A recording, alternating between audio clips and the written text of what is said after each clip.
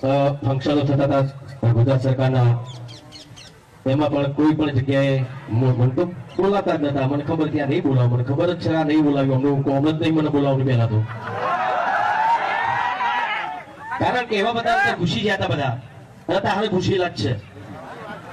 એ અત્યારે પણ મીડિયાના માધ્યમથી તમારા સૌના સામે કહું છું કે આ વસ્તુ જો હજુ પણ થઈ, આ પ્રોગ્રામોની વાતો કરીએ બરાબર, એમાં વચ્ચે જે ઘૂસેલા છે ને જે આયોજકો, જે કદાચ સીએમ ને બી ખબર નહીં હોય, આ બધા પ્રોગ્રામ કરાવે છે, બીજા અમુક એક ટીમ કરી દીધી છે એમને, જે 10-15 જણાની હોય.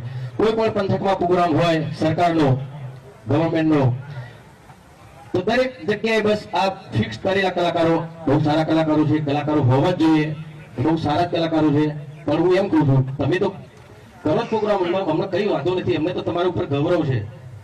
તમે ઘણું બધું અમારા ગુજરાતની જનતાને ઘણું બધું આપ્યું છે, ઘણું બધું તમે તમારું સાહિત્ય પેઢી પણ ઘણું બધું આપ્યું છે, ભજનો તમે બહુ સારા ગાયા છે.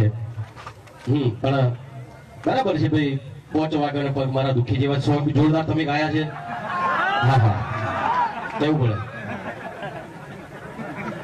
વિરોધ નહીં, બરાબર. એમનું તમે સન્માન કરો છો, બરાબર, કયું વાંધો નહીં, સન્માન કરો. એ તમારી વિચારશૈલી શું હોય છે મને ખબર નહીં.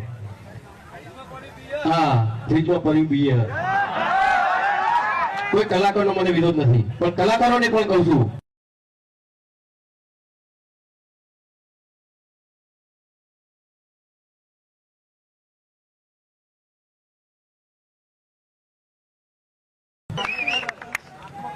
તમે નહીં માનો, જે તે ટાઈમે જય ચાવડા બહુ સારા સિંગર છે, એમણે એક સરસ મજાનું સોંગ ગાયું હતું, હાથમાંથી વિસ્કી વાળું.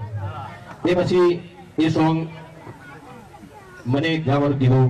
એ સોંગના જે રાઇટર હતા એમણે કે ભાઈ વિક્રમભાઈ, આ સરસ મજાનું સોંગ છે, જય ચાવડાએ ગાયું છે, તો બહુ સારું ચાલ્યું. તમે કહો તો તમારો સવાલ મોટો છે તો વધારે મજા આવશે, વધારે લોકો જોશે ને વધારે સફળ થશે.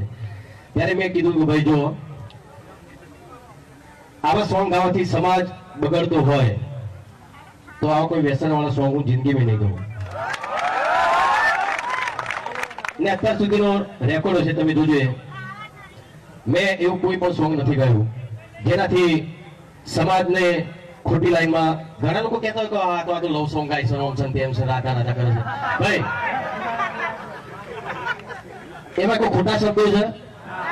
હા, એક વસ્તુ આ પ્રેમના ગીતે પ્રેમનું પ્રતીક છે, રાધા કૃષ્ણનું પ્રતીક છે. પ્રેમ ગીત એટલે શું છે ભાઈ? આ બધા એમને આ હિન્દી બધા ગીતો ગાઈ છે બધા, બરાબર, ઇન્ડિયન